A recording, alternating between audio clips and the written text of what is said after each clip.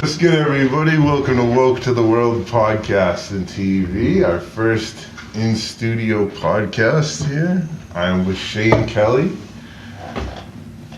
What's going on, everybody? And we're going to get into it. So, the first thing that I wanted to do was talk to you about our comic books together. So we have a couple. We have a comic book. I've been writing a comic book. You've been writing a comic book. So let's take a little deep dive into it. Let's take a dive. What would you like to know? What is your comic book about? So, I was bored, sitting around, starting to mess around with the AI, platforms, and I don't know why, but all of a sudden, doing a comic book popped into my mind, and I started to write, scenes and stuff like that, and then it clicked that I could also use this to generate images. Mm-hmm. So I started to generate images, and the Dark Shamrock was born. It's called the Dark Shamrock, which is my character. Mm-hmm. We are Boston-based. I have a few different characters that I've been involved with for many years in the entertainment industry. So, Elsky, as you know, Poetic Killer, John Savia, my boy London Customs, my artist, my everything. That's my homie. Sweet. So they're kind of my core group of partners in crime, or partners in cleanup, as you may say. We have a underground lair at Fenway Park, which is our hideout where we plan everything to do, go out and fight Dr. O, opiate.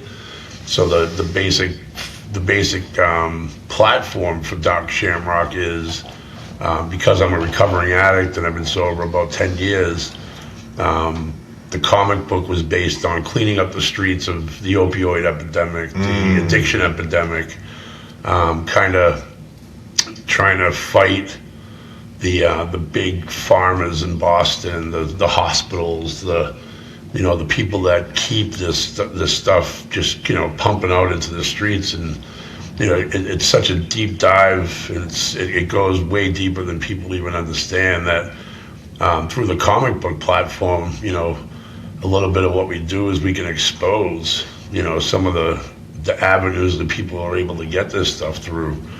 We have battle scenes at, Faneuil Hall. We have battle scenes down the Common. We have battle scenes at the Garden. One of the factions of Dr. O, Dr. Opiate is takes over the Boston Guard. That's their lair. Okay. So yeah, I mean, it's been a lot of fun.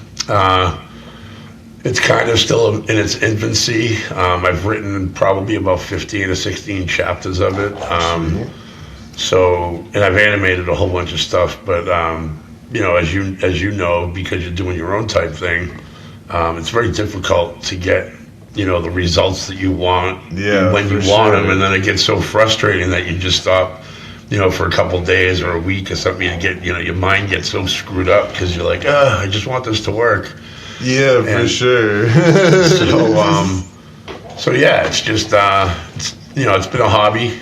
It's something I've always enjoyed writing. Mm-hmm. Poetry, music. I've never been an artist, but I've always liked to write. I've always been creative with my brain. Right. I've always been into all kinds of creative stuff. So I figured, if I could put something out there that people would pay attention to, that people would read, maybe help some people through some stuff, open some doors for them.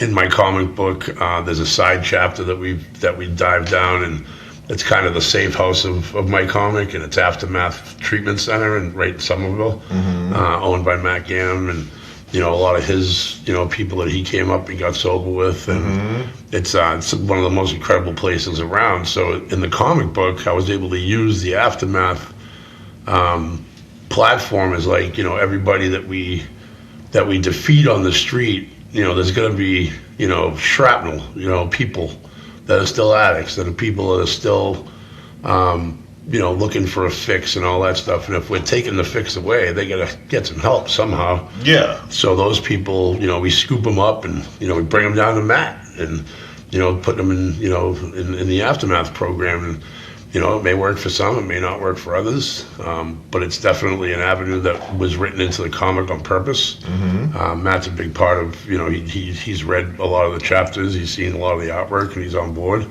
So it's been fun to be able to reach out to different people through a comic book platform and get approval from some pretty heavyweights, And I'm looking to maybe put out, the first couple chapters, in a month or two, and kind of really tighten things up at home and get writing and, get back to doing some illustrating and all that stuff and see if I can put a few pages or a chapter together and, move forward from there. But, you're obviously, one of the characters in the book. You're an affiliate of the Dark Shamrock faction, and you kind of patrol the hospitals in Boston. You're kind of the insider. That's cool. Yeah, so you're I like that a lot. So you're kind of like a sleuth. Like, you work for the hospitals, but you work for the hospitals as like a, as a person that's trying to clean up the mess. You know what I mean?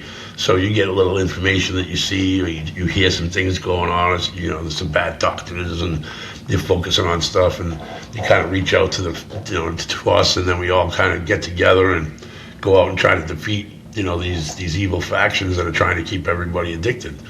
And your character's a mind-strong person. Your weapon is your mind. Your weapon is the way that you think through situations, the way that you process things.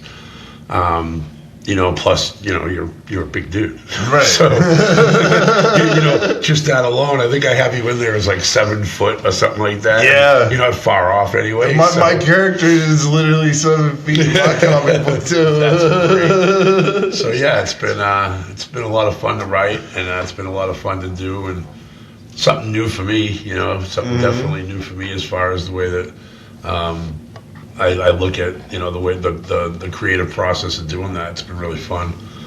So I know that you're also doing a comic book, and it's a little bit different as far as the universe it's in. Yeah. So that's pretty cool that we were able to go like different ways, and you have like fictional characters where I have non-fictional characters. Right. So it's kind of cool to see the two writing styles and the way the characters are portrayed and stuff like that. Yeah. So. Well, I do know everybody who is in my comic book. The way I have my comic book based out is all of my close friends are part of the villain layer, and all of the artists that I know are part of the hero layer. Okay. So therefore, it's like I have my set of villains, I have my set of heroes. Right. The artists are supposed to be the set of heroes, and that's supposed to be like the opportunity. Okay. So yeah, branching outside of Boston, as you well know, when I was involved with music for all those years, I was in New England, Rhode Island, Connecticut, New Hampshire, Maine, Vermont. Massachusetts, obviously, is where I lived.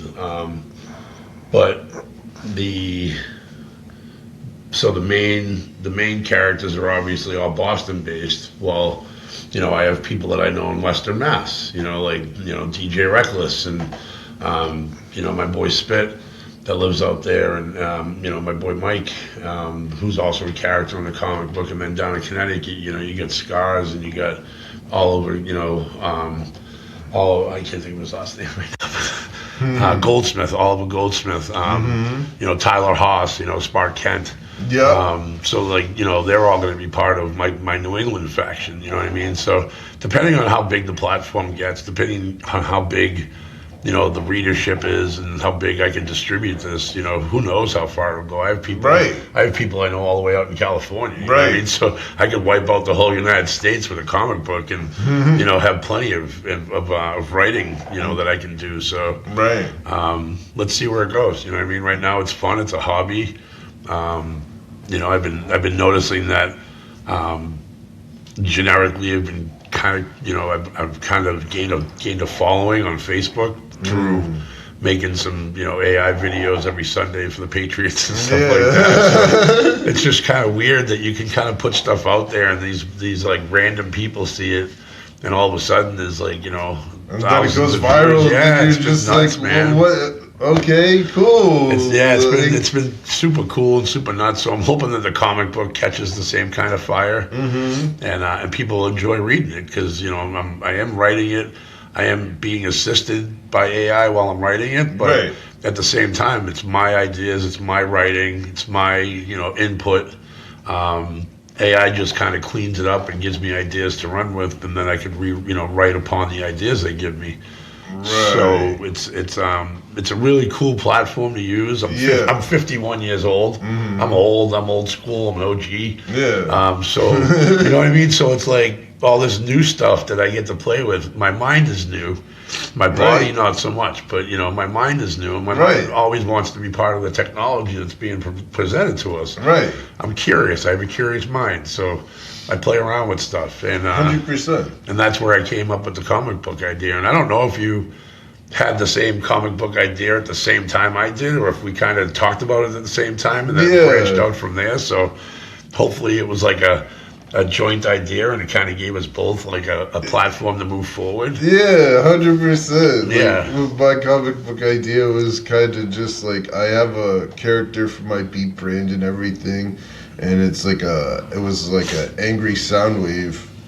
And then from the angry sound wave, I was like, I want to make it into like a character, because Czarface is what inspired me to do a comic book in the first place. Very cool. Because I was just like, yo, like every hero needs a villain, and the ones they did with Ghostface, like seeing them do a comic book and like the vinyls and stuff, and seeing them like all sold together. And then seeing the action figures come out, I'm like, no, that's like something that like needs to happen. Cool ass platform, right? Yeah, that's like next level marketing and branding in all those senses. So I was just like, I want to do something similar to it. So I basically what I did was I took my logo, and it's just like an angry sound wave. And I told AI to make just a mask for it. And then I told it to build a whole body from the mask. Oh, cool. And then I was like, okay, like let me make like a bunch of like characters to see which kind of like uniform, what kind of armor he would wear, and then go from there. Yeah, no doubt. So in my comic book, it's kind of a theme. And it's an on-purpose theme. It's it's a hooded sweatshirt basically, with a name, or like in Poetic Killer's case, his artist name. In Elsky's case, his artist name. Right. In London's case, it's just London Customs, and so London has a character that he's put in many paintings. I have a tattoo of it on my arm. It's a duck. And it's an all-seeing duck. It's got eyes all over, and its name is Charlie. So whenever we defeat one of Dr. O's factions, Charlie is tagged on the wall, or Charlie's somewhere, like London would be tagging, Charlie the duck on the wall as like a victory celebration once everybody in that faction is defeated. And each part of the city has its own faction. Like, you get the Back Bay, you get the Fenway area, you got the waterfront. So now, I have a question. In your comic book, you're talking about all these different areas of Boston. Do you have them named as the specific areas of Boston? I do, as much as I can. Yeah. I'm trying to keep it factual.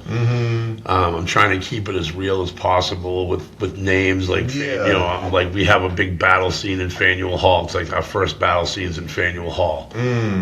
Because from Fenway Park, we found out that there was, people selling drugs and, stuff in the alleyways around the shelters down there. St. Francis House is named in my comic, and that's a shelter in Boston. It's a wet shelter, and place I spent time sleeping in when I was homeless and addicted and all that stuff. So, it's as factual as I can get it. Sometimes it makes up its own words during the writing parts and stuff. And I have to correct it, but for the most part, I'm trying to keep it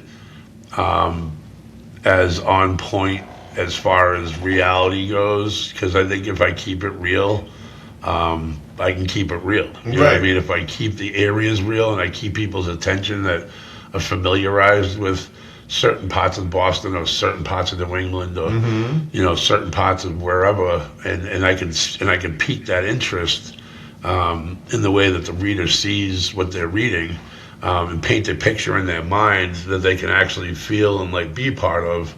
I feel like that's going to be beneficial to the way I write, and it will hold the attention of the reader, and it will hold the attention of the people that are just kind of starting to look at it and thumb through, and maybe aren't interested in the writing yet, but they see the artwork is cool. So they're like, oh, that artwork's cool. Have you checked that out? Right. Next thing you know, they're reading it, and they're like, oh, I know where that is, and oh, I know I've been there, and Right. So it's just kind of keeping them interested, and that's the way I started it. So that's kind of how I ran with it, and Cool. I'm trying to make it as much, starting in Boston, starting at Fenway Park. Like, I'm a huge baseball nut. But yeah, like that's one of my favorite buildings in all of Boston. So I wanted to have my lair as part of the historic Fenway Park. So. Right, that's cool. That's awesome. What I did was my setup is kind of like everything's really Easter egged to make it so like it's a different name, but everything's very Easter egg to the point where it's like, oh, you can tell that this is Cambridge. Okay. You can tell that this is Boston. Right. You can tell that this is the Seaport District. Gotcha. There's enough. No, that's clever. Like the names are like there. I think the hardest part for me personally is coming up with like the street names, like Commonwealth Avenue, for example, and then calling it like something different. No, definitely. I mean, it's definitely an idea. It's definitely to have those kind of Easter eggs. If you know type thing. You know what I mean? So that's dope. I like that idea. That's definitely creative. Mm-hmm. And sometimes to come up with names of streets that you've been saying your whole life. Right. You know what I mean? you can visualize the street, the whole street. And then you'll be like, okay, what am I going to call this? I can't call it its normal name. Exactly. But everybody needs to know what's on this street. Right. So it's like... That's too funny. Yep. That's a riot. 100%. How do you feel about, like, the direction of where everything's going with AI? So, being an older guy, I'm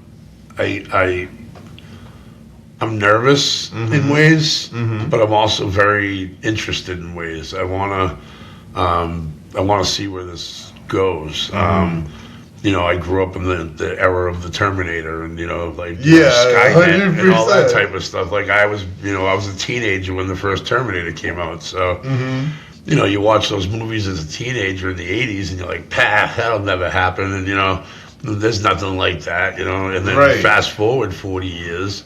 And now here we are where, you got computers that are rolling around the streets and driving cars, and, there's AI being used every day in business. People are using AI to write emails. People are using AI to, create things. People are using AI for a lot of stuff. So as far as the creative platform of AI, I'm all for it. Like keep developing the creative platform, but be very careful about the intelligence side of it.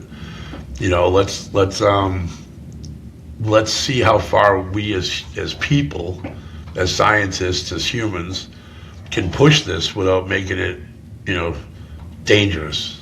Because you have drones nowadays that are the size of bees, and they fly around, payloads in them, and you can shoot someone's eyeball out. That person's now unalived, and nobody knows why or how. So Right. until you slow down the video, 10 weeks later, and you're like, holy crap, what is that? So it's a weird platform. I never in a million years thought that I would see, this develop and this, become a thing so fast. Right. Like, let's think about it. 5 years ago, we weren't chat GPTing things. Like, Right.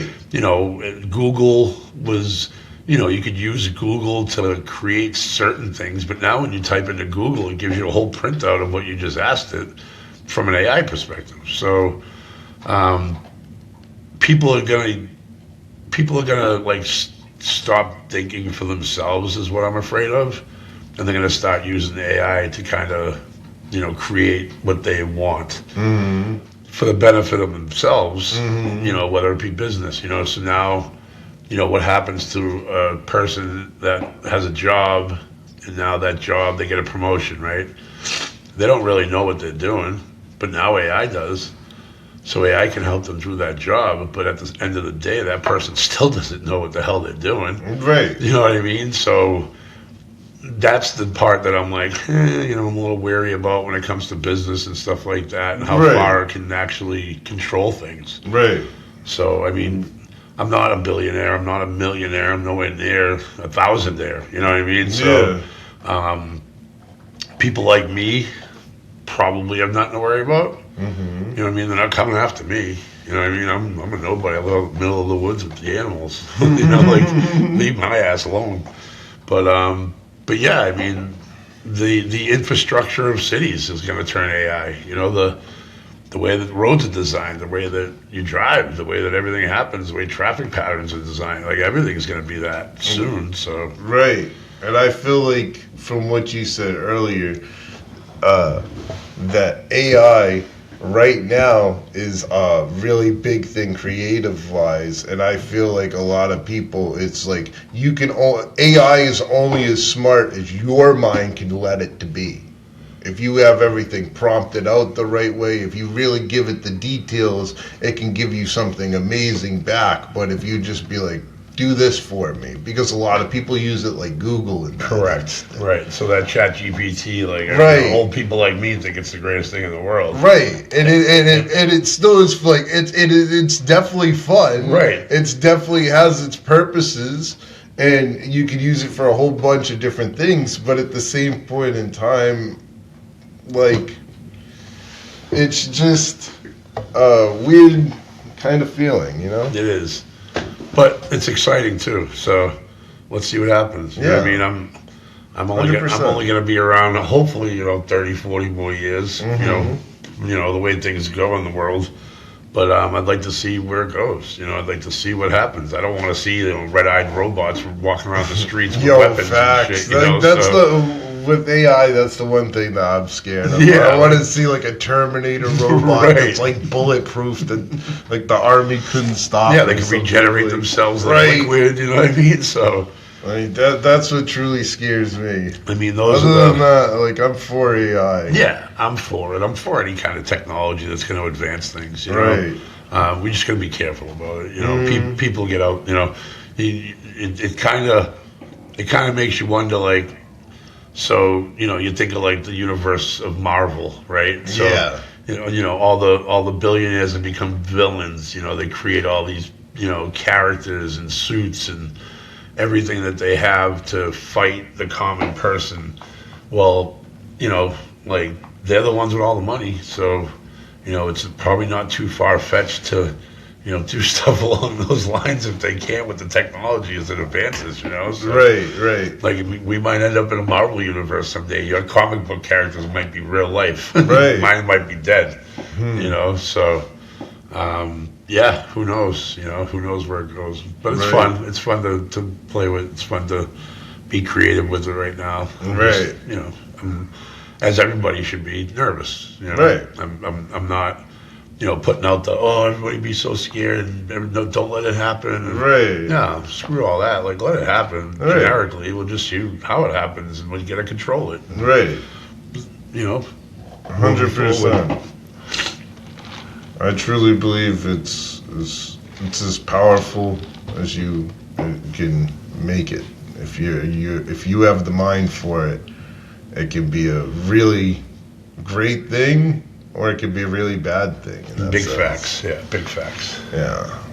So we're gonna hop into the whole music scene now of things. I don't know anything about music. You don't know anything about music? I don't even listen to it. No. So we mentioned a couple people towards the beginning of the comic book. You mind telling us a little bit about like how you know them, and as far as like music wise and stuff? Sure thing. So I started a production and management company, Horn Shamrock, back in, I don't even know, 2000, 2001, something like that. And at the time, I was basically, attending local shows, and I have a networking type mind, so I would go to shows and talk to everybody and meet everybody, and I started to think to myself, well, this is just a waste of time if I'm not going to try to make a platform or make something out of it. So I created the production and management company. At the time, I had a friend up in Beverly who had a pretty dope studio up in the attic of his house. Had a mic room, had a drum room with guitars, and all that music room, and then he had a whole control room with sampling machines and everything you could ever imagine. It was like $500,000 worth of stuff up there. It was absurd. But he owned a music store right in Beverly, and he used to let us use the studio, and he was kind of the producer. He would sit at the boards, he would master stuff, he would do the creative part of it, and I would just bring people to him. So fast forward a couple of years, and Facebook, becomes a thing, and I put the business on Facebook, and I start just reaching out to different people. I'm not 100% sure if I emailed him or if he emailed me, or if we reached out privately to each other, but somehow I linked up with Elsky.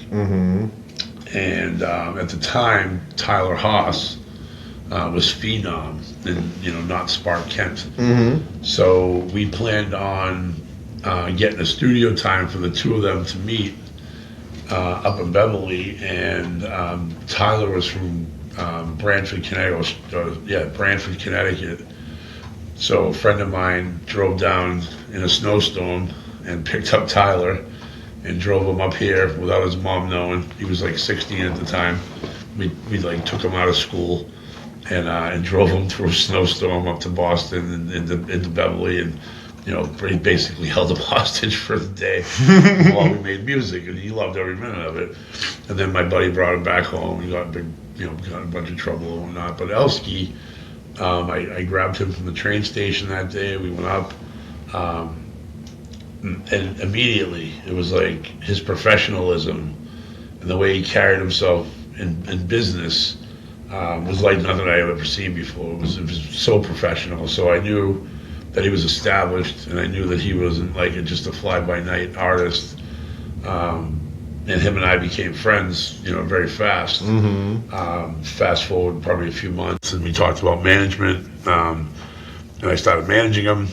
So we were doing a lot of stuff with the Middle East with Leeds. We were in probably 2008, 2009 or something like that.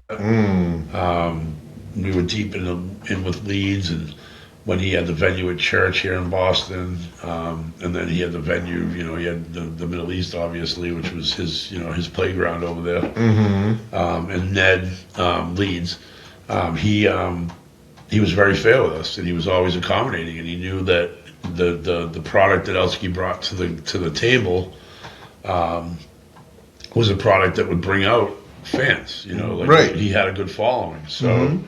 Once he knew that he had a good following, he started to move him up on the bill, and pretty soon he was like the local headliner, right, before the national headliner would come on. And a lot of respect through that, and then him and his cousin, young They created a lot of music between the two of them. Unbelievable, like, projects. Elsky and I have always stayed close. And then, like COVID hit, Right. and kind of everything stopped, and everybody kind of went their own way. Nobody was doing shows anymore for obvious reasons. Right. Things fell off big time, and a lot of artists that were just kind of on the cusp of everything got discouraged and stopped, doing music and stopped wanting to perform Right. because the scene fell apart. And as strong as the scene was, I mean, you were at every friggin' show in the Middle East. You were at every show that we ever did. So you saw how the scene was. I mean, we would fill it downstairs. Right. It was pretty strong before COVID hit. It was huge. It started like between like 2013 to like 2000, like late 2019. I can't disagree. And then it was like it felt like it was dying off just a little bit, but maybe we didn't know what was happening because then COVID hit a couple months later. It really killed it. Yeah, and then Right. like everything just disappeared at once. Agreed big time. But I managed through the music industry. I managed a bunch of projects. Kids in Connecticut, kids in Rhode Island. Let me see, a couple guys in New Hampshire, Western Mass. I would travel all over with, I was good friends with the Grindmouth Cypher guys, and I would travel to a lot of their local places. I would go all the way down to New York and New Jersey, flying solo, And thank God for my wife being as understanding as she is, because I would tell her, like, hey, babe, I'm going to be gone for a couple of days this weekend. I'm going down to New York. And, yeah, okay, no problem.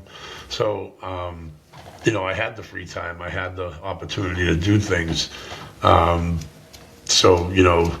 Being involved in music was more, for me, networking. I wasn't trying to gain monetarily. I was trying to gain with relationships. I was able to meet, like a lot of the DJs, so DJ Slipwax and DJ Reckless and Dugas, Right. when Dugas was up and doing all his stuff, and then Elliot Ness, Right. all those cats that were part of the scene as big. Right. I got friendly with them, and then I got friendly with hosts like Lamar Harris and guys like Sammy Gerber, Right. the Super Jew. Yeah. There was always a connection. And at the time, I think that I tried to get a little closer to Leeds. Yeah. But he distanced himself, and he distanced his people in the right way, where it was a business thing. And Right. I respect that, and I remember I got a shirt from him a while ago. It was like one of the first Leeds shirts, and it said, "I'm not your problem. I'm just a businessman." that's it, bro. That's all he was. Yeah. No, and that's how we operated. And you know what? It was consistency, and that's why we Right. kept going back to him. We knew exactly what we were going to get, Right. and we knew exactly what he was going to give us. Right. So. Then we 100%. started doing our own shows. We started renting the upstairs from them, and then putting on our own shows where Elsky was the headliner, and Porter Killer was the headliner. Right. Flyboy Dizzy, I'll take it back a few, and then all that whole fraction, and Young Clyde, and Elsky threw a birthday show there a couple of years in a row, and we had a blast. We had like 100 people up there, 150 people up Right. there. It was all our people. So There's a picture somewhere floating around of like everybody on stage for one of Elsky's songs. We were in the Middle East upstairs, so just partying. yeah. And those were shows that I'll never be able to forget. Like those. Right. Those were I feel nights. like a lot of people in music take like shows and like those moments for granted now. Right. And It's like, oh, you'll go to another one. It's just like that could be the last one. You're right. You don't know if that could ever. You're right. If that will ever be it won't be replicated, but you won't know. Like when I miss a show, like I always feel like, damn, like I missed out on something. Towards the end of that run with Elsky, I was heavily using opiates at the time, and I stopped going to shows because it was just it got in the way of Yeah. my addiction. You know what I mean? Which is retarded to say, but it was. So it was just one of those things that I would say, yeah, I'm going. And I would For sure. and I would grab tickets and I would sell tickets, and then the night of the show I would just like flake out and not go. So our relationship strained for a little while, where we didn't see each other. He was still doing his thing, and I was just kind of lost. And to this day, we reconnected. Actually, funny enough, London was doing paint nights at his apartment in South Shore, and then him and Indica Tuda were doing like paint nights where they would have a bunch of friends over and throw $50 or $25 or whatever it was in a pot, and they'd feed you, they'd give you drinks, and then we'd paint, like just sit there and paint on an easel like a regular paint night. And Elsky and I were going to them regularly. There was probably a couple nights every month, so him and I would meet there and just rekindle our friendship once I was sober and once I was clear-headed. And, he was having kids and I was, not part of that and stuff like, I was always part of it, but I wasn't a friend.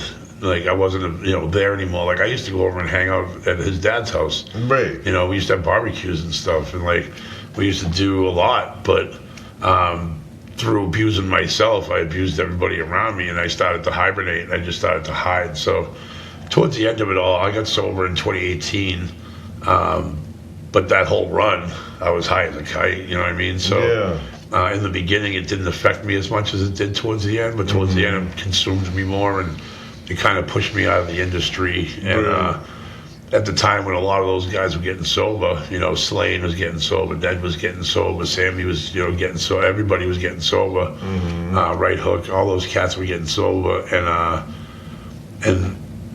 I was embarrassed to be around them, you know what I mean, because they were now clear-eyed and clear-headed, where I was still foggy-eyed and foggy-headed, and I was like, tripping over things, and I was, not upholding my end of bargains. And once that started happening in that scene, I didn't want to get blackballed from that scene. Yeah. So I removed myself from it, and I dealt with my own demons. And once I got clean and I returned back to the scene as just a fan, I reaped the benefits of kind of backing off when I had to. I got a little bit more access than the normal person was, because there was a respect level there now that I was back and now that I was clean. So going to shows, I always had a little bit more than the normal person was. Not the VIP access, Right. but I'd have a little bit of access. You know what I mean? And I could talk to the players, I could talk to Slipwax while he was, on stage. I could talk to Elliot Ness while he was getting ready to perform. I could talk to, Lamar Smith, Lamar Harris before a show. I could talk to Sammy when he came back to Boston before shows. And it was back to that mutual respect, knowing that they now saw me as an equal versus a user. You know what I mean? For sure, I was getting in their way of their sobriety too. If I'm still actively using, they don't want me around. So. Once I went back to the scene where I was, clean and sober, and they, everybody knew that everybody else was too, the dynamics all changed, so it was kind of cool. And we got treated differently, especially now that I was older too, you know what I mean? And then here I am, 40-something years old, going to these hip-hop shows, going to the Ghetto Boys, and going to like the legend shows, KRS-One, Right.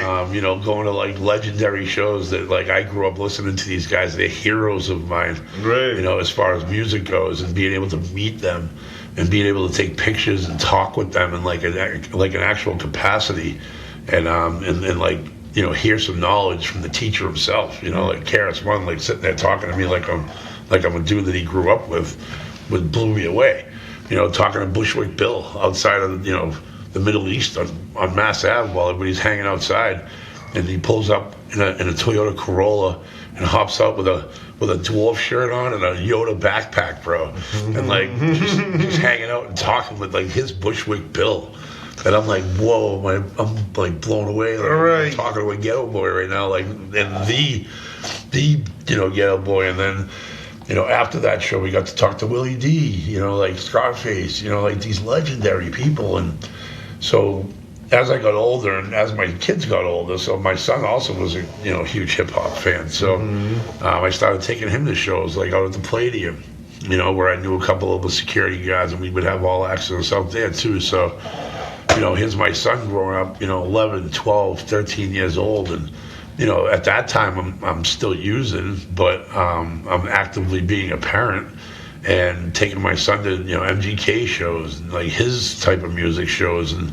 like exposing him to the same type of environments that I was raised in, and showing him like the ropes, and then he moved on and started going to his own shows, and took what he learned from me and like used it in his own way to meet people and gain relationships and do all that type of stuff too. So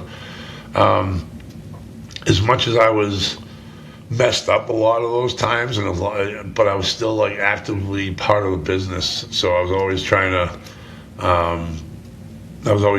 be the facilitator, let's say, and being still on top of stuff. You know what I mean? Even though my mind was maybe off somewhere else, but I was always trying to make people better. And it's weird, but I would create relationships that I knew would work, and then I would step back and not try to push anything. So, I mean, just over the years, different things. The music industry was great for me, and the people that I met. I mean, I would have never met you. I would have never met any of these people that I know, music-wise. And there's still some of the closest relationships I have. I know that I can call on probably a handful of people that I met throughout that industry, and they would be there for me if I needed them. So I never burnt the bridges. I started the fires at the bottom, but eventually I put them out. So and that's major. Yeah, exactly. So I always tried to stay face. I always tried to be a person that people could lean on. Even though I couldn't even lean on myself, I always tried to stay strong for other people, which is kind of strange to talk about, but that's just the way it was. So, but I enjoyed the hell out of it, and I still enjoy it. I still go to shows that I want to go to. If a big artist comes around, a couple of years ago, went to see KRS-One. Me and Poetic Killer went to see KRS-One. And, we read that show, and we had a blast. So. I just like going to the shows I want to go to now. I went to go see Cypress Hill at Roadrunner, a couple of years ago, and here these guys are 30 years touring, and I remember them when they were, doing small venue shows and stuff like that. So yeah, it's an interesting dynamic, an interesting part of my life, one that I won't forget. But I forget a lot of parts of it. I want to forget a lot of it, but I don't want to forget it at the same time, because. What do they say? If you forget, you're destined to repeat it. So I keep it fresh. I talk about my downfalls back then. I speak on, if people that know me know that I'm open with my, my sobriety story, my addiction story. I'm open with just who I am. So it's a different way that I live now than I lived back then. It's a more healthy way that I live now. So, clear-headed is, a hell of a lot more better than foggy-headed, for sure. For sure. Yeah. And, like, you were saying that you felt embarrassed around a lot of the people that were also getting sober. Was that one of the biggest turning points for you? So, at that time, I knew that I wanted to get sober, but I was having a lot of difficulty doing so. Yeah. I had access to everything I wanted at the snap of a finger, like I was down the street, and I never got turned away. So I always knew that I didn't want to use anymore, and I always tried to find ways of getting around that. I always tried to find ways of cutting back. I always tried to find ways of like doing better. And when I moved, so when my daughter was a freshman in high school, we moved to Woburn. And when I left Saugus for Woburn, I lost my access to the drugs. It wasn't right there anymore. It was an effort now to get it. So it kind of was a blessing that we did that, because I didn't want to go through the trouble anymore of having to do that. You know what I mean? So it helped me to get sober, because it was a way that it blocked. There was a roadblock now, you know, to the ease of getting stuff. So now I had to go out of my way at the end of the day or in the morning or whatever it was I was getting stuff, and I would have to, you know, do things and create extra time to do it. And then it became a hassle. And then the actual drug itself, I was sniffing pills. So the actual pills themselves started to change to fentanyl pills. And, you know, at the time we were being told, like, no, they're just different. You know, it's just a different batch. Don't worry about it. But at the time I knew how different it was. And I knew it wasn't the right thing. I knew it was dangerous. And at some point, I just said enough is enough. And I didn't want to go down the methadone road. I didn't want to go down the Suboxone road or anything like that. So I started to research natural ways to get sober. And psychedelics popped up. Mushrooms, LSD, DMT. So when LSD became an avenue of getting sober, I was blown away, because I haven't touched that stuff since I was 18. Now here I am 40, and they're talking about John Hopkins is using this stuff, and like these big research hospitals are using this stuff, Mass General, using it for addiction purposes. And I'm like, wait, like why? Like what the hell? So I go down the rabbit hole, and I start really researching the benefits of using psychedelics to get sober. And I came across DMT, which I had never heard of, and I didn't know what it was, and I didn't know anything about it. And a friend of mine happened to have some, and I sat on it for 6 months. He gave me a little tiny bit, and I sat on it for 6 months. I was scared of it. I was petrified. But then I found the Joe Rogan documentary, The Spirit Molecule, who he goes and talks to scientists all over the country that have done clinical lab studies and clinical this and clinical that for depression, for anxiety, for addiction. And I said, screw it. I'm going to try it. And the first time I used it, I was alone. My wife and the kids were away, and I was alone, and I used it. And I came out of it. It was like 20 minutes, and I came out of it, and I felt different immediately. Like it was almost like something was different, you know. And I still dabbled. I used a lot less, but I used at the same time I was using. So, you know, a couple weeks go by, and I'm like, geez, you know, it worked to cut back. You know, like, let me see if I can do it a couple more times, and I can really, like, just be done with this. So the next time I went into the DMT realm, it was wild. It was like I used a little bit more than I did the first time, because now I'm not as scared, because I know what I'm going to get into. I'm using it now as a medicine and not as a get high tactic. Right. So I go into this second trip. Excuse me. I go into the second trip, like already in my brain, like setting myself up to battle addiction, kind of, in that subconscious realm. And that's what I did. And when I came out of that second trip, it was in November of 2018. And it's now, you know, January of 2026, and I have not taken an opioid since the second time I went into the DMT realm. And I use mushrooms as today as a booster. You know what I mean? Like, I don't use them all the time.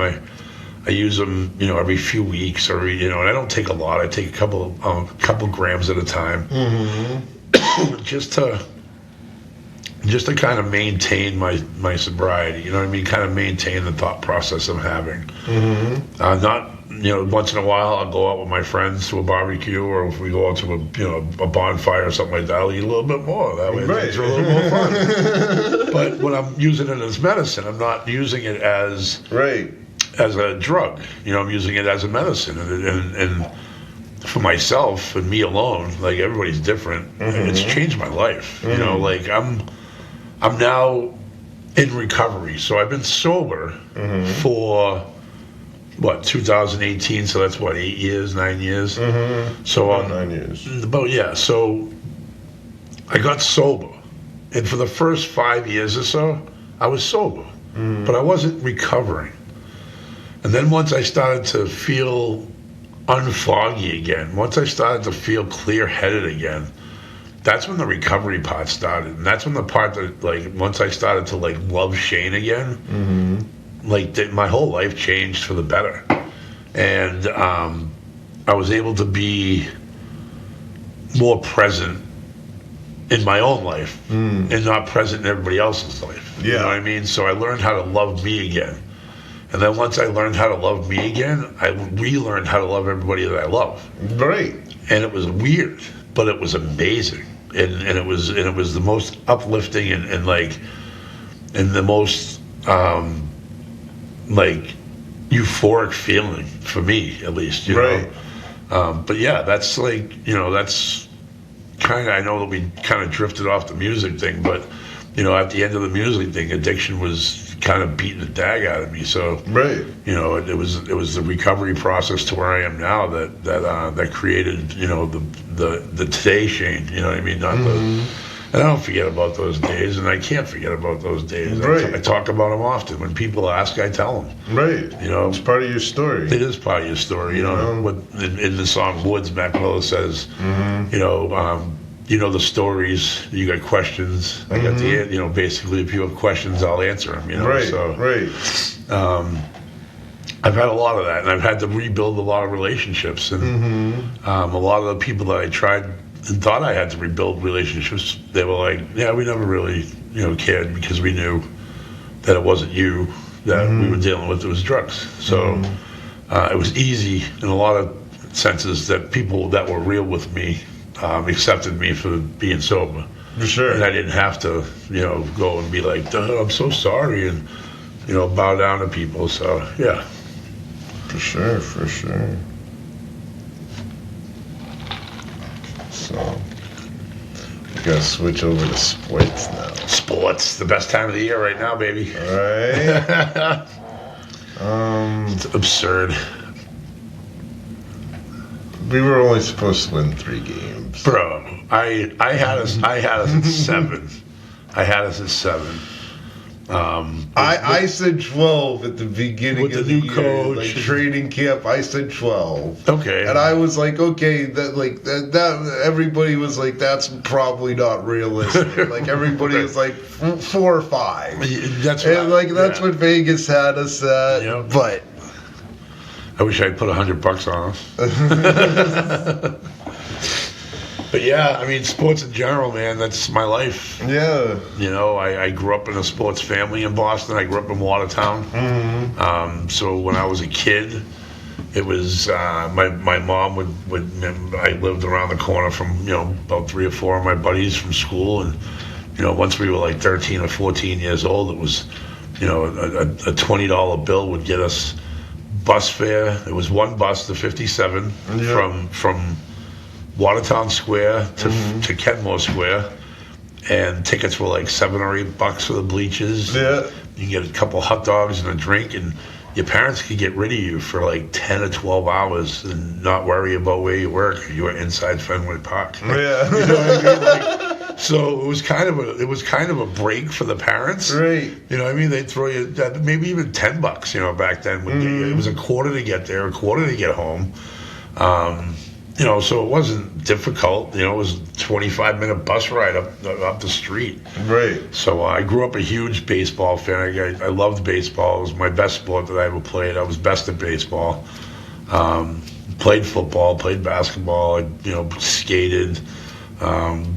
I just loved sports. It was my life. And, as I got older, my parents have been Patriot season ticket holders for 48 years now. So they've been out there a long time. And my mom and my dad, they, when they were married, they had 4 Patriots tickets. And they sat in section 110 of the old stadium. And when they got divorced, they split 2 and 2. So my dad took his 2 and stayed in 110. And my mom took her 2 and moved exactly across the field from my dad in section 116. And you could see each other from each other's seats. You still can see across the field to where they sit. But at that time, that's funny. The Patriots were terrible, as you know. It was the 80s. So on Sundays that my dad would have us as, weekends with my dad, like every other weekend with my dad, he lived in Burlington and my mom lived in Watertown. So he would take us to the game and halftime would roll in and we'd get up, say goodbye to my dad, give him kisses and hugs and tell him we love him. And we would walk from his section up and around past the Kraft's old box when they first bought the team, over to where my mom sits and sit with my mom until the end of the game, and she would take us home to Watertown. It was kind of the transfer point. And that was a riot because nobody gave a shit. There was nobody there. Right. So you'd sit in your mom's section now, even at halftime, and there was 30 empty seats around her. So you couldn't do that a couple years later. But they kept their tickets when the old stadium got knocked down. We were at the Raiders game, the Snow Bowl. That was the last game at the old stadium, as you remember. And we actually rented a U-Haul truck that night and made it a dining room so that we could have our tailgate inside of a warm area. And that was pretty fantastic. We set up a table and chairs and everything. It was like a dining room. And That's cool. It was pretty badass. Yeah. So that's the story that we always tell. And then, that was the beginning of the run, and then, we had 20 years of Tom Brady and, my parents got to reap all those benefits after being out there for all those bad years in the 80s and late 70s. Right. And then they had a couple of crap years with that guy that, now plays somewhere else. I can't even think of his name right now. Yeah. Mac Jones. Yeah, that guy. And we got lucky with Mr. May and, things have been good this year. Last year, not so much, but this year, unbelievable. And, Coach Vrabel, it's been crazy. It's been nuts. It's been absolutely nuts, and it's been fun. Yeah. I went to a game. I went to the Atlanta game earlier this year. Mm-hmm. That was like week 6. I think it was in November. Mm-hmm. So we were playing well. We were playing good. Yeah. And we were starting to build that momentum. We're starting to build that team that's out there now. Right. So we're in the stands and we win the game by a missed extra point, right? So they missed an extra point. We won by a point, 23, 24, 23 or something like that. It was something weird. Mm-hmm. So as we're leaving, it's just in the air again. Like the Patriots, it's fun. People are having a good time leaving the stadium. People aren't like walking out with their heads down like, oh, it's a waste of $300 for the ticket, blah, blah, blah. Mm-hmm. People are upbeat, oh, this was a blast. I'm yelling out, this is what it's all about, baby. It's fun again, People are like, it's fun again. Mm-hmm. And then you fast forward and, we beat the Bills at their place, and then we... that was what I thought was the big turning point. Right I thought there. so, too. I was like, we just beat the Bills. Like, everybody has the Bills hyped to be something that they're not. Like, right. The Bills have been good. They've been consistent the last couple of years, but they've lost a lot of defensive pieces in those last couple of years. So and people don't realize that. As great as Josh Allen is. I saw a stat that said... every single game that Josh Allen lost in the playoffs, the last time he had the ball in his hands, they were winning. So his defense let him down all those years. The 13 seconds, the wide right field goal, the stupid defensive unstops. They couldn't stop.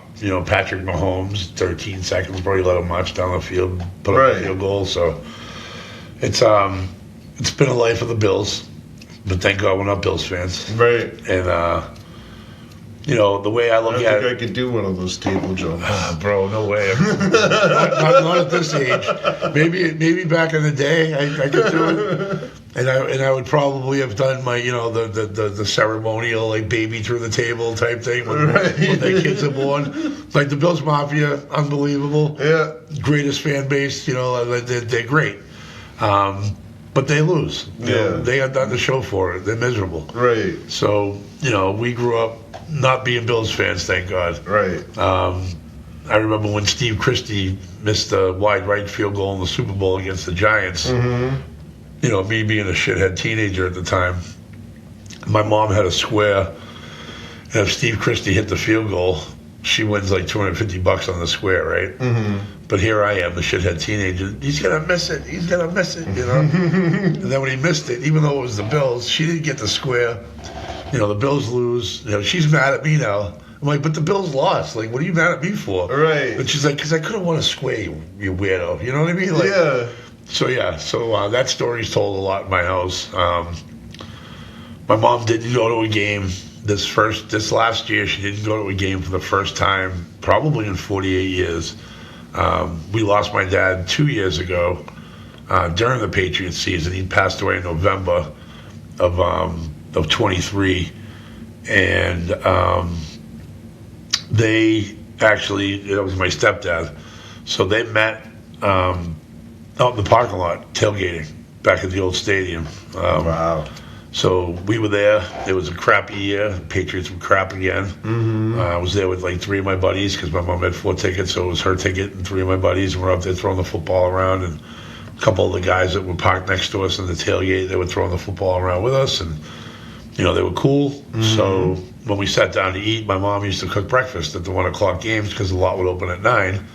So you're out there for breakfast time. So she would make a big, huge breakfast, eggs and bacon and sausage and toast, whatever you wanted on the griddle. And when we sat down to eat, the guy that we were throwing the football around with comes over and asks for if my mom had any pepper. I forgot my pepper. So he said, so now he gets the pepper, and he goes and uses it and brings it back, and they start talking. And 39 years later, we lost my stepfather. They were together for almost 40 years. One of the greatest human beings I've ever met in my life. But he was a Patriots season ticket holder. My mom was a Patriots season ticket holder. They combined their accounts, and they had 6 tickets. So, moving forward, had 6 tickets, and they would go to every game. Like, they would pack up their car the night before, leave at 6 a.m., they would be there for 9 when the parking lot opened. They would have the grill lit by 9:30. Like, they had it down to a science, Right. And then when I met my wife of now 27 years, her dad was also a season ticket holder. So we used to go to games a lot with his tickets too. So my parents always had, their tickets were always being used by either them or friends of theirs. And my father-in-law's tickets were always being used by us, either him. He only went to a couple games a year because he was a bigger guy, and he sat at the very last row of the stadium. So for him to get up there, right, and he had vertigo, so he would be up there. When I went to Gillette Stadium and I sat up there and I felt the shake. Oh yeah, what is that? You feel like you're leaning over the whole time, right. But I was just like, what is that? Like, I didn't understand, like, what was going on right. at all. Yeah, it was it's wild up there. So he didn't go to a lot of games because he was a bigger guy, and it was just tough for him to get up and down the rows. Right. But we reaped the benefits of him having the tickets and just not going, because then it was always an available ticket for me to go. Mm-hmm. So I went to a ton of games. And how many games do you think you've been to? Hundreds, yeah. Like, I can't even count how many Patriots games I've been to. I've been to a lot of the biggest pivotal games the Patriots have played. So if you probably don't remember, but back in 1986, 85, when we were going for the Bears Super Bowl, we had to beat the Bengals in the last game of the season in order to get to the wild card game, because there was only one wild card back then. And towards the end of the game, we were winning, so we knew we were going to go. And the fans from up above the stadium started to move down. to like rush the field because back in the 80s, you know, people didn't frown upon you jumping over the wall and running out on the field. Right. It was like a college atmosphere on the field. So my dad, we were sitting in row 2 at the old stadium on the away side, and my dad said to me, "Hey," I was about 12. He said, "Before the game's over, I'm gonna pick you up and drop you out over the wall. Wait for me to come over the wall with you, and we'll go out and, you know, onto the field and not get crushed by everybody behind us." And you look behind us, and everybody's like, there's no seats left at the top of the stadium. Everybody's like in our section waiting to get on the field. Mm-hmm. So I'm like, yeah, there's definitely no way we're going that way. So the game hits zeros. I jump over the wall. Here I am, 12 years old, Superman, you know what I mean? So I jump over the goddamn wall. My dad's a little larger than I am and older, so it took him a little bit longer to get over the wall.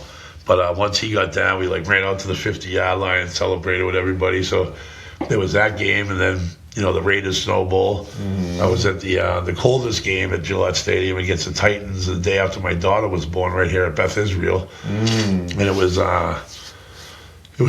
that was a January 10th, 04, and my daughter was born January 9th, 04, and my wife was in the hospital with me, and we were sitting there with my daughter, and right after the delivery, and her brother calls and says, "Hey, you want to go to the game tomorrow night?" And I said, "Well, Roger." I might have said Michael. I said, "Maya was just born yesterday, like today, I can't go to the game." He's like, "Where's my sister?" So I put her, on the phone with his sister, and he says, "I'm taking your husband to the game." And she says, "Fine. Just tell my sister that she has to come hang out with me while you guys are at the game." So her sister went to the hospital.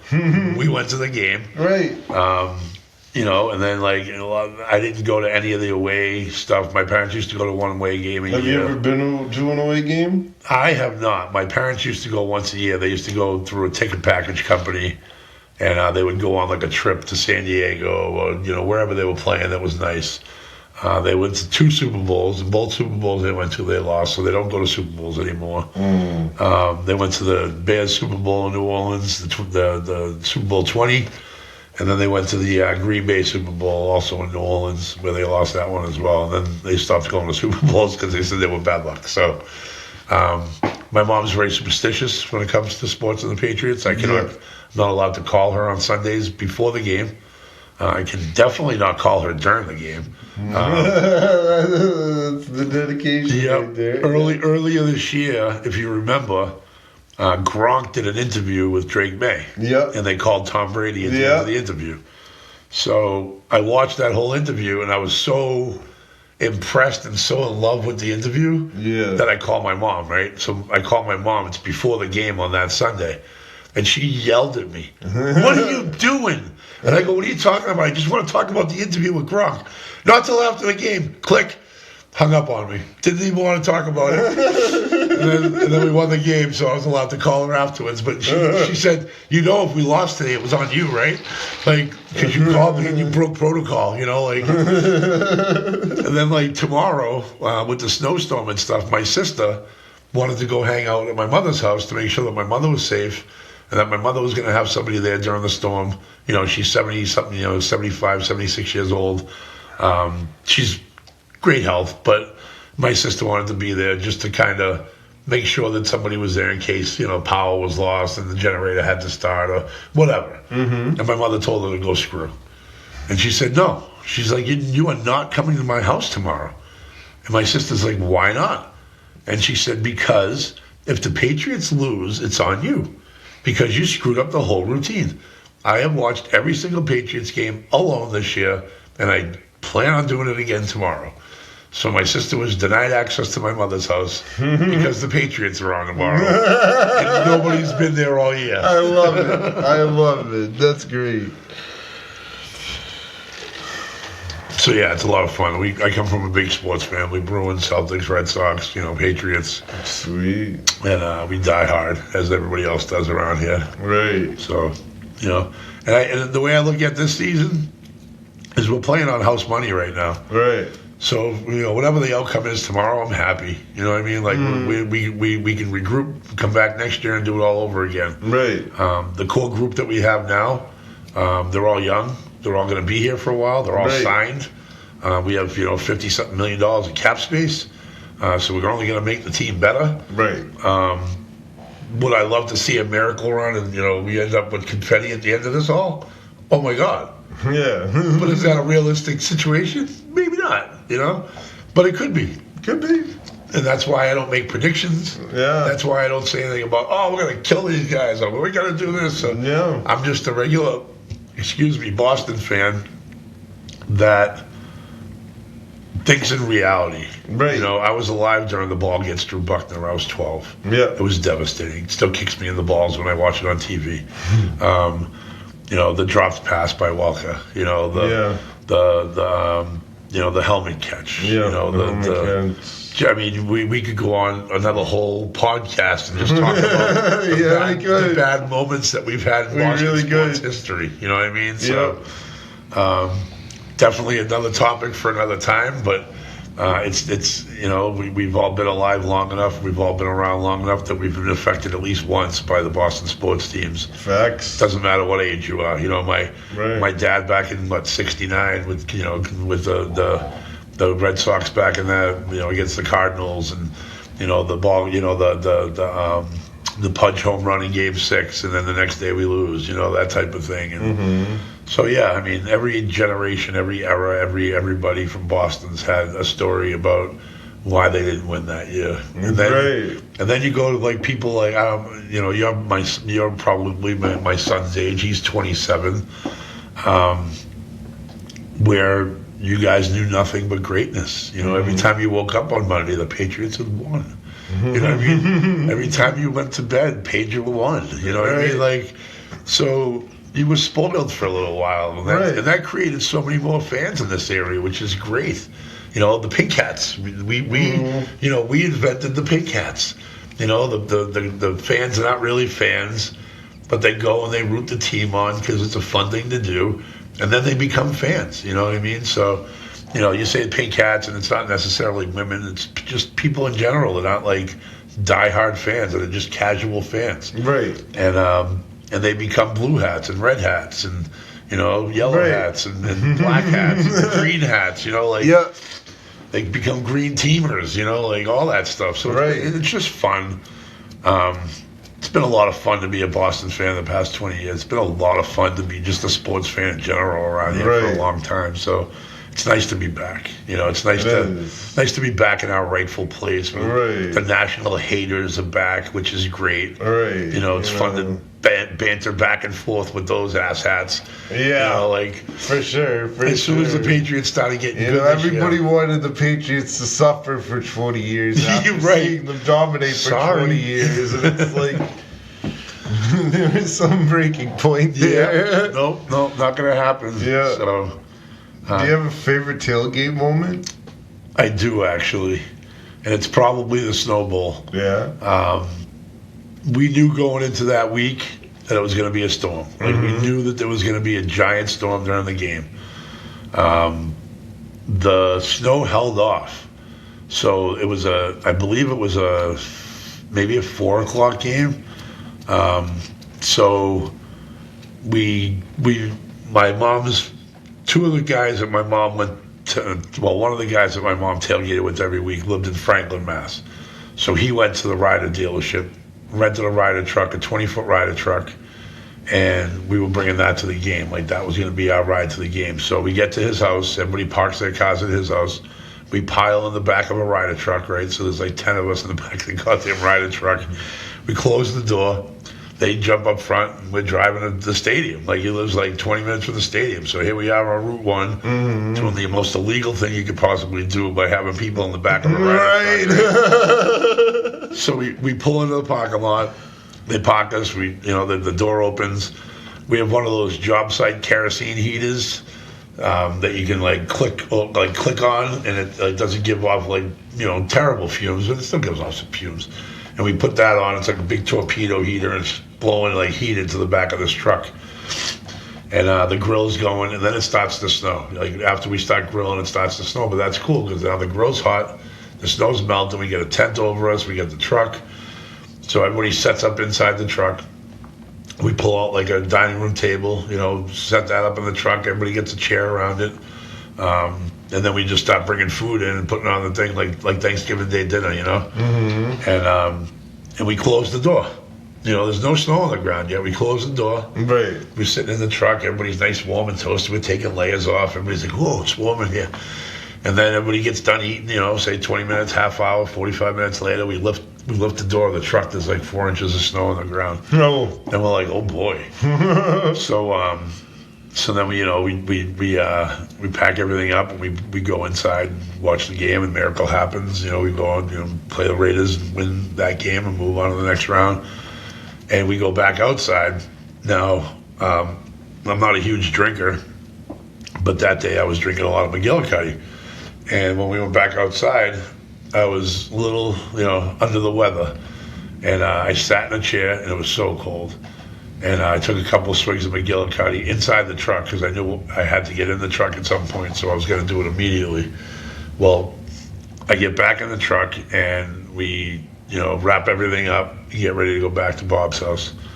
So we shut the door, and I'm in a chair, and the story has it that I fell asleep in the chair. I think I was passed out. And my stepfather was in the back with me, and a couple other people in the back with me, and they thought I had died.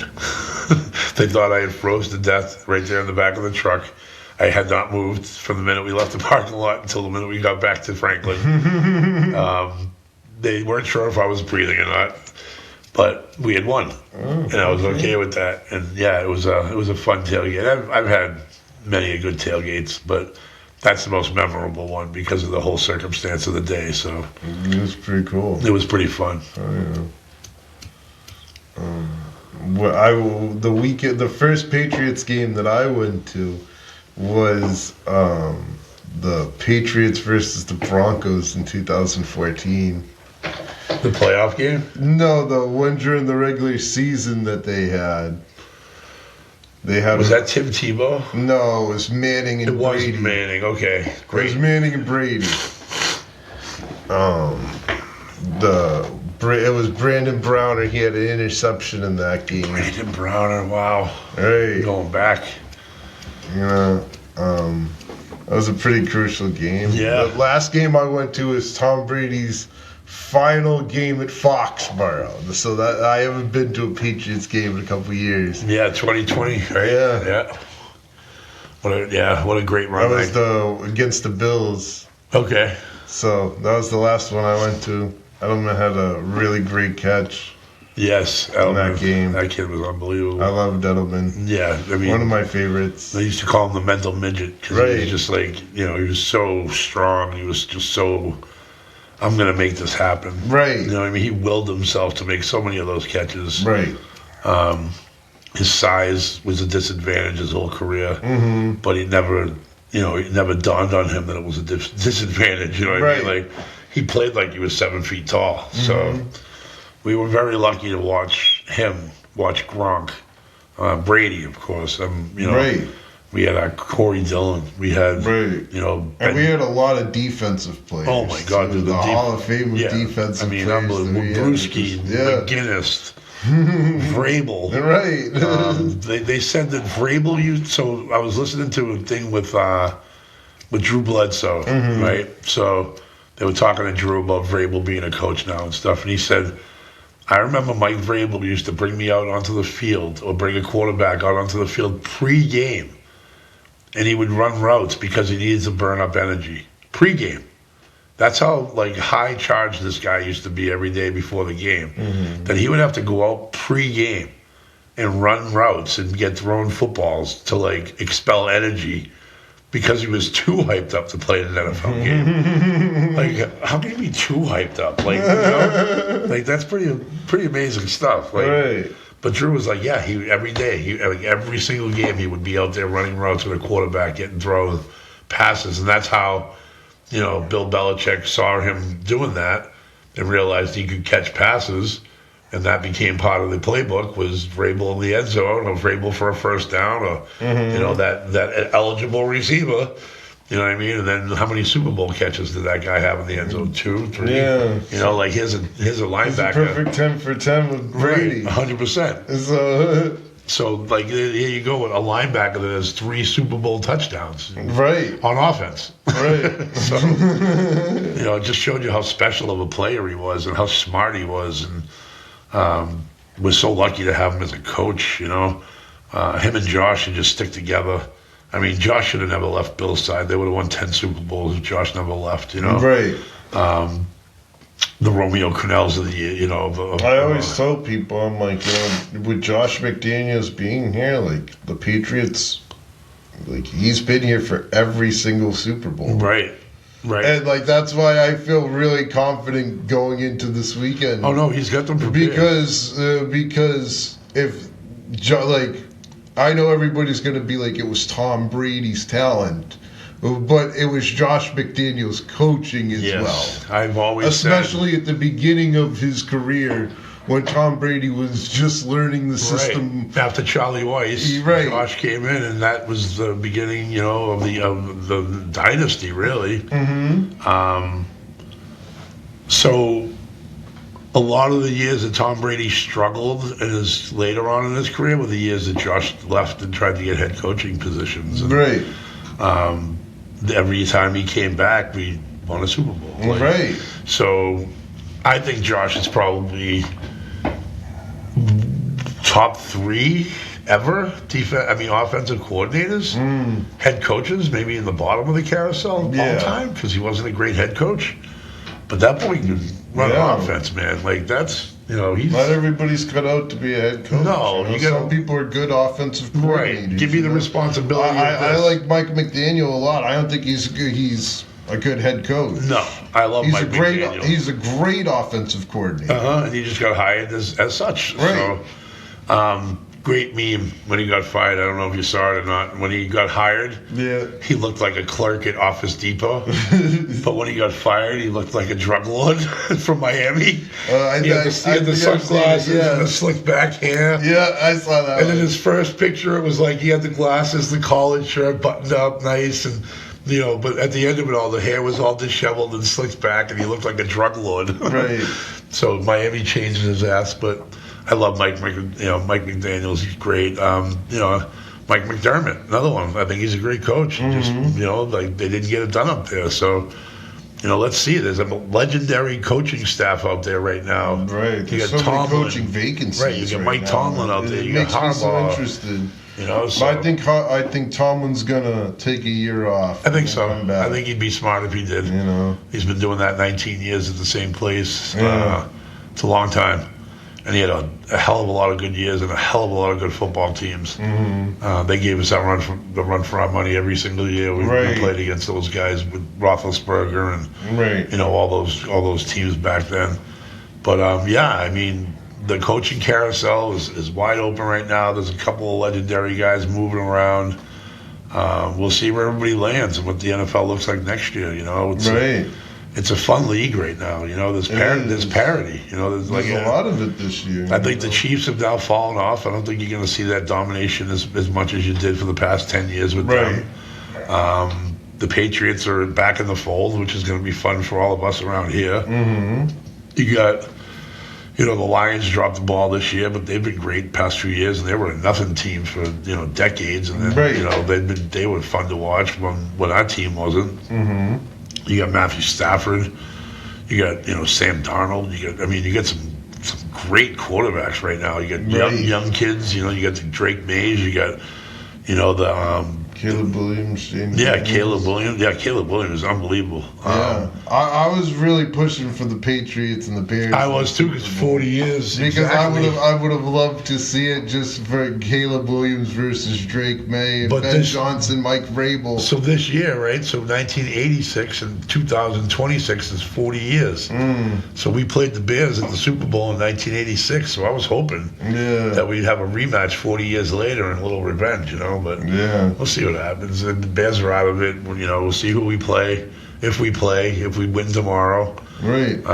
Who knows? That kid could ball out. Stidham could come out and throw 6 touchdown passes tomorrow. We're talking about Sean Payton, the mad genius, So we'll see what he's got up his sleeve. Our defense is elite right now. They're playing at an elite level right now. So again, let's see where all the chips fall. You know, I don't like to do predictions. I don't like to say, oh, we're going to kill these guys or we're not going to kill these guys, because then it comes back to bite me usually. But yeah, I think that it's going to be a super competitive game. It's going to be cold as hell. That altitude is probably going to play a role in the game, and Sean Payton scares the hell out of me. He's just a mad genius. The guy eats, sleeps, drinks, and shits football. Yeah. You know, so, I mean, he's on that Belichick tree, that, you know, Bill Parcells tree and all that stuff. So he's old school. He's all that. And he's going to be super fun to watch tomorrow, man. It's going to be a great game. For sure. Can't wait. I wish it was tonight. Yeah. But looking forward to it big time. Sweet. We got any thoughts about the Boston Red Sox? I don't even want to talk about the Red Sox right now. I'm so disappointed in them. So disappointed. Oh my God, bro! They did nothing. I know. They signed a couple guys, but they signed nobody. You know Right. what I mean? And I hope that they're looking at it where they get a really good young nucleus, Right. and they're just trying to put a couple pieces together. Mm-hmm. But as a Boston fan, I want a big name like signing. You know what I mean? Right. I want a Juan Soto. I want a, you know, obviously those guys are all signed. You know, I wanted Alfonso. Yeah. You know what I mean? Like, why did we not get Alfonso? How are we a couple million apart, and then you guys let him walk? Like, come on, like, what are we doing? It just seems to be the way things have worked around here. And me, I'm a baseball junkie. Like, I love baseball. It's my game. It's my sport. And I had a lot of fun watching last year with the young kids playing well. The young kids playing well was carrying us. No last question. year. Yeah, no question. You know? Yep. And I was just talking to Jesse before the show about we signed Christian Campbell, and then he kind of got demoted. Yeah, he totally got demoted. Then, He didn't want to come back. we didn't see him for the rest of the Well, I remember it was like just when we were starting up Woke to the World. There was a game where Christian Campbell had dropped the ball in the outfield, and then the next day he had signed that contract, and I was like, why are we giving a contract to a kid that dropped the ball in the outfield?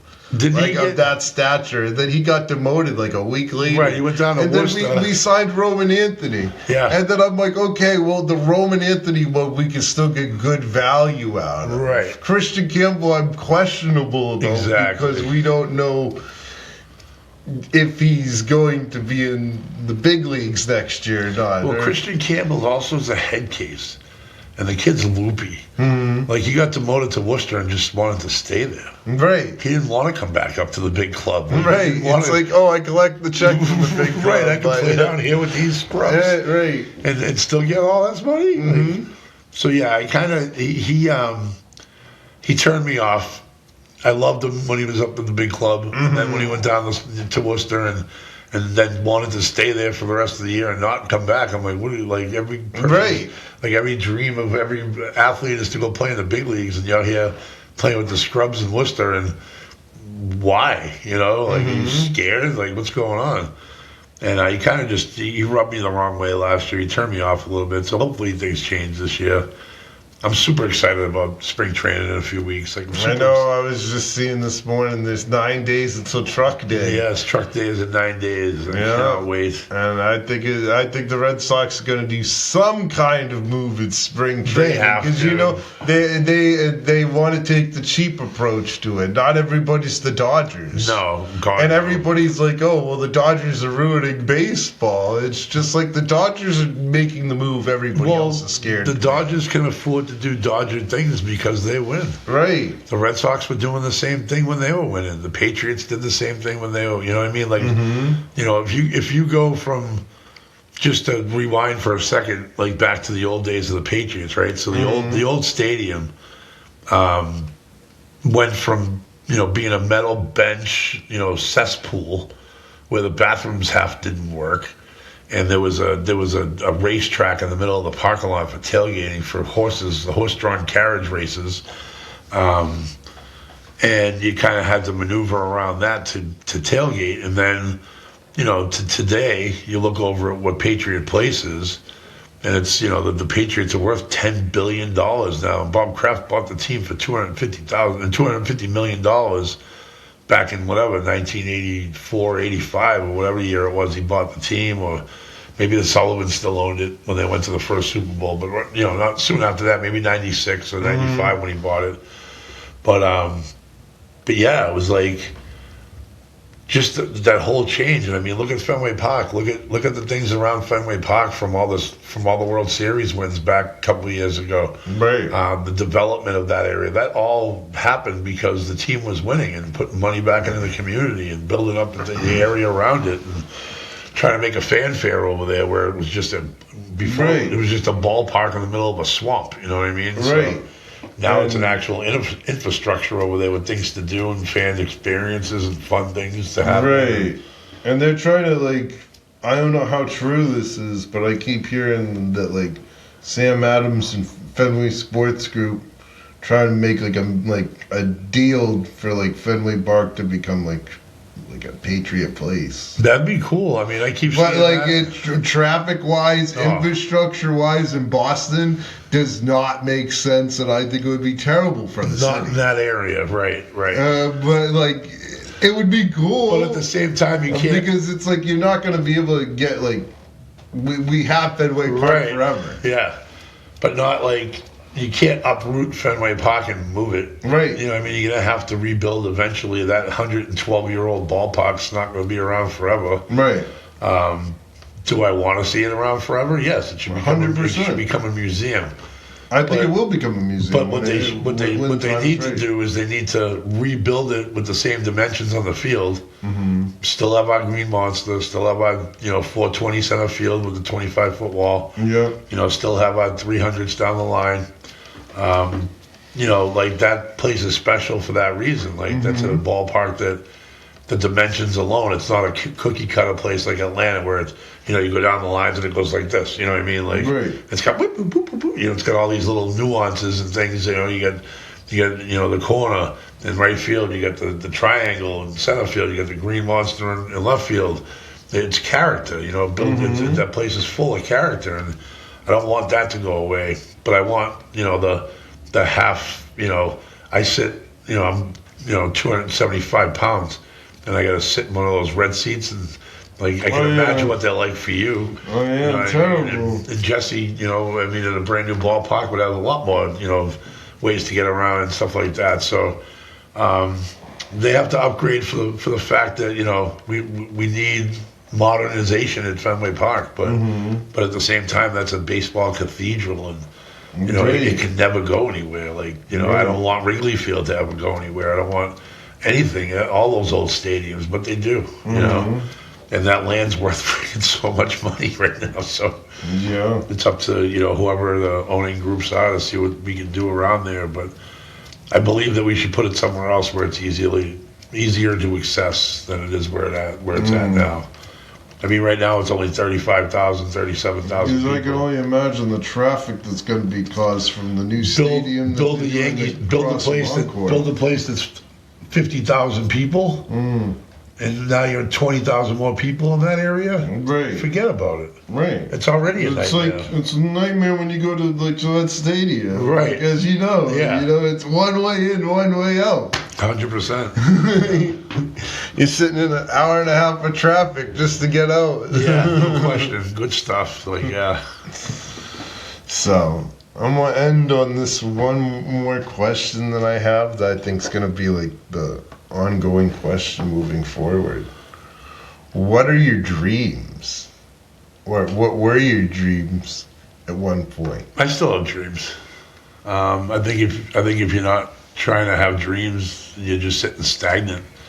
My dreams now, as a 51-year-old dad and grandparent, I dream of walking my daughter down the aisle someday. I dream of being around to watch my grandkids graduate high school and start their own families. I dream of being healthy enough to be around that long. I dream of my kids being healthy. I dream of my wife being healthy. I've been with my wife 27 years. We've raised two great kids. My son is pregnant. I mean, not pregnant. My son, became a dad last February. So things, personal life, like those are my dreams these days, to have things work out in my personal life. As far as monetary stuff, I have everything I need. You know what I mean? I might not be rich, but I'm rich. And, I'm not poor. I'm rich in a lot of different ways. I'm not rich, money-wise, but I'm rich with, like the people around me, the people that love me, the people that... Sometimes they say your network's worth more than the actual money that you have. 100%. I have great friends these days. I have you guys,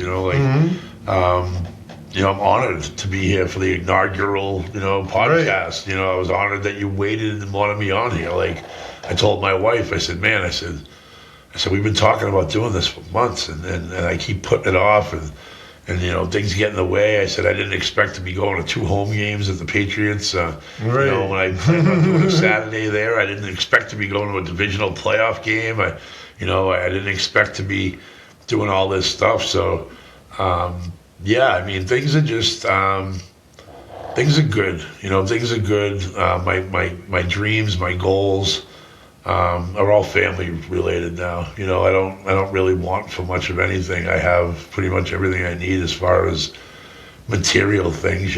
Like next year I want to buy a snowmobile. That's a dream. Maybe a side-by-side. That's a dream. Right. You know what I mean? Like, hell yeah. Maybe a 4-wheeler with a plow on it someday. Like, that's my dream. Like, For sure. I'm an old man. I need old man dreams now. It's good shit. Life is good, man. I'm in the best headspace I think I've ever been in my life. And it's all due to knowing that I don't have to be fake anymore. I can be me. And that's important, because forever I was not the real me. You know what I mean? I was had a mask on so that people couldn't see through the mask. I put myself out there as a fake product. But now, if you're stuck around long enough and you've known me for long enough, then you know that the now me versus the before me, it's a different person. Same, but the different. You know what I mean? And yeah, I just dream like that things are good moving forward. That my life continues to just get better. I'm not asking for much. I don't ask for much. I don't need much. I just want like simple things. Simple life things that you should expect as a dad, as a grandpa, as a husband, as a human, and just be kind to people. What I mean? Like, that's all. It's not that hard. It's free. Yeah. Being kind is free. Right. People don't realize that. But that's it. And, thank you very much For sure. for having me on, man. Love you. For sure, brother. Thank you.